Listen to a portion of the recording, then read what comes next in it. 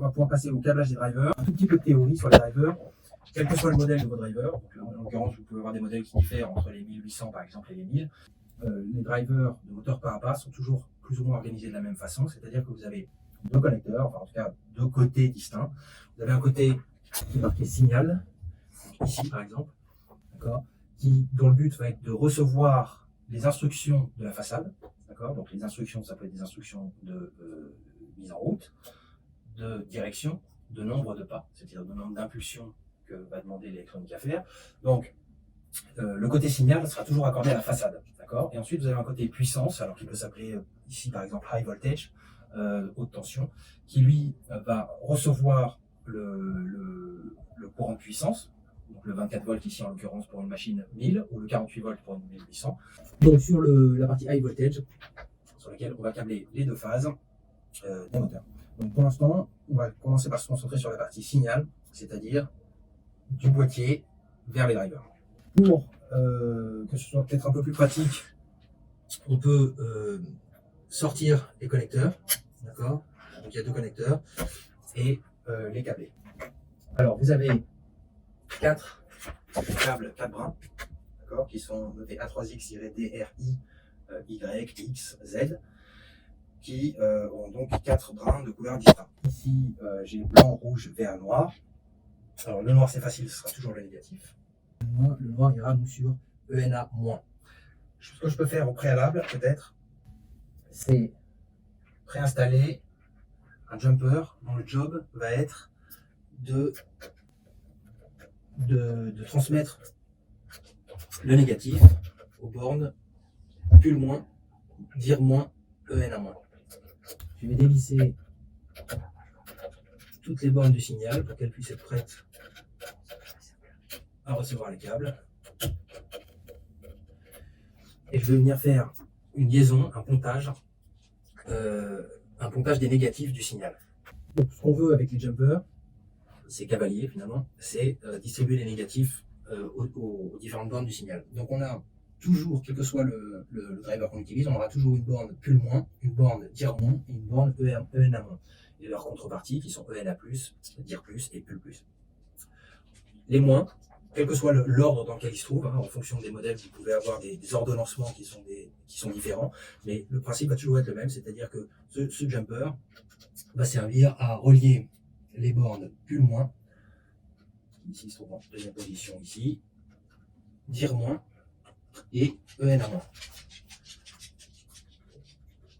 Donc encore une fois, quel que soit le modèle, vous commencez par relier à l'aide des jumpers les négatifs, dire moins, pull moins et ENA-. Ensuite, on va venir câbler le câble du signal, donc qui partira de la façade et qui ira vers le driver. Et ce câble de signal, donc on a le noir qui est le négatif. On va venir le mettre. Il va partager quelque part sa cosse avec. Il va partager sa cosse avec un des bras du jumper. D'accord. Donc, je le serre bien. Ensuite, on a, ceux-là, je peux les serrer pour qu'ils restent en place. Donc, il nous reste à peupler les bornes ENA+, ça va être le vert. Alors, dans certains cas, sur certaines générations de machines précédentes, vous aviez du bleu à la place du vert. Voilà, donc le vert sur ENA+. Ensuite, vous avez le rouge sur dire plus. Et le blanc sur pull plus. De l'autre côté donc, de ce câble de signal, on a la façade qui est en fait le circuit de contrôle qui va envoyer les signaux au driver.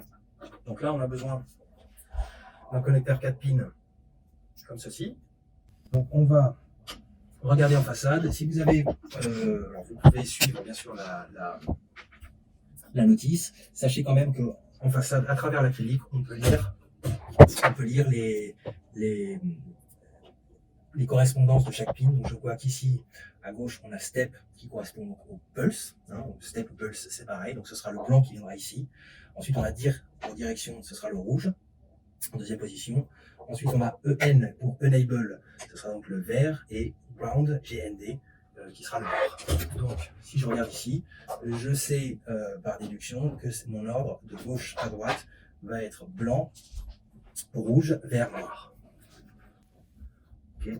Donc là, j'étais en train de câbler mon moteur Y2. Donc mon connecteur ira ici. Là, je vois Y axis 2. Donc ce connecteur-là ira ici. Et je vais donc connecter de gauche à droite.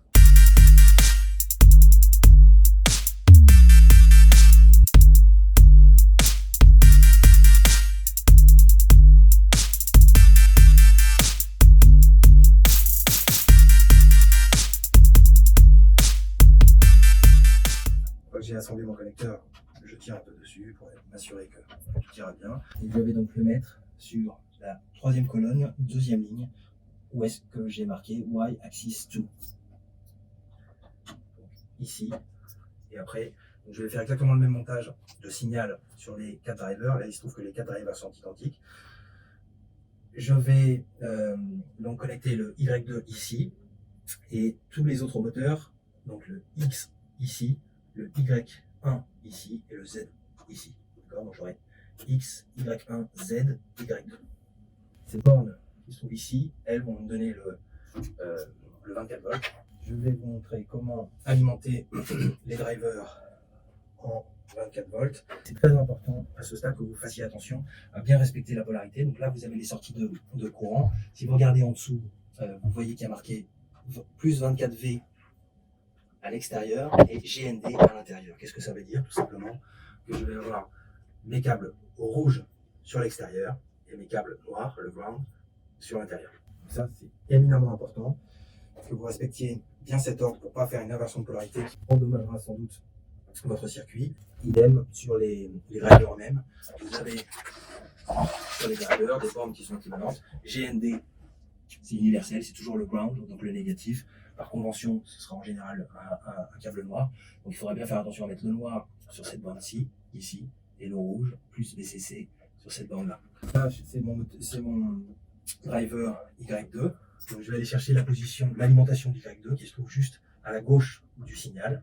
Et je vais brancher ici, alors, niveau de vérification qu'une, je relie et j'ai bien mon ground ici à l'intérieur et mon plus VCC, mon plus 24 à l'extérieur. Quel que soit le modèle, donc il se trouve que dans cette vidéo, on utilise 4 drivers identiques, mais il y a certaines machines, les 1000 standards, par exemple les Horus 3X1000 standards, où vous avez 2 types de drivers différents. Ce qui compte encore une fois, c'est pas l'ordre dans lequel vous raccordez noir-rouge, c'est vraiment que le noir corresponde au ground, d'accord, qui ne sera pas positionné au même endroit en fonction du modèle du driver. Hein. Je vais tout de suite monter l'autre extrémité du câble. Le noir va sur GND et le rouge sur plus VCC. Appliquer un bon serrage. Il ne restera plus ici que sur au niveau du driver à venir raccorder les bornes des moteurs. Vous avez sur les moteurs 2 phases. La phase A avec A plus A-, et la phase B avec B plus B-. En général, vous aurez le blanc sur A+, le rouge sur A-, le bleu sur B+, et le noir sur B-. Alors, ça peut varier en fonction des moteurs, d'accord, que le Z par exemple peut être différent du Y. On voit que c'est pas très important à l'étape du câblage, ce qui compte c'est de bien respecter les phases. Si le moteur venait à tourner dans le mauvais sens lors des essais, il suffirait alors d'inverser les 2 câbles de la phase B. Mais retenez que le câblage ici qu'on vient de faire pour le driver Y2 va être le même sur tous les drivers.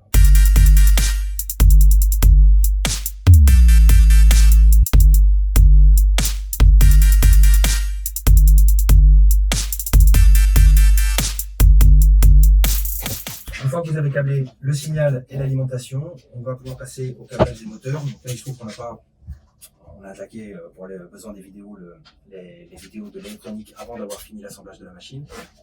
Donc, de nos câbles et des moteurs en arrière.